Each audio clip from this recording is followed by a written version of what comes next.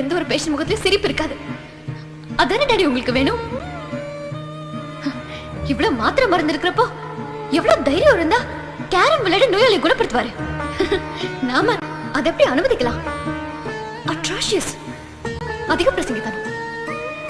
சாக்க போற நோயாளியை பாட்டு பாடி சந்தோஷப்படுத்தா அதை பார்த்துட்டு நம்ம எப்படி சும்மா இருக்க முடியும்? அவர் பாட்டுக்கு பைத்தியக்காரத்தனமா எல்லாரையும் கட்டி பிடிச்சா அதை அலோ பண்றதா? கட்டிப்பிடி வைத்தியமா, கட்டிப்பிடி வைத்தியம். இந்த மாதிரி ஆள உள்ளத்தல வேணாமா? பாருங்க பாருங்க, 12 வருஷமா நிம்மதியா தூங்கிட்டு இருந்த ஆனந்த முழிக்க வச்சுட்டாரு. ஐயோ, நோயாளிங்க மேல அன்பு, பரிவு, பாசம் எல்லாம் வச்சுட்டா என்ன விபரீதம் நடக்கும் நீங்களே பாத்துட்டீங்களா?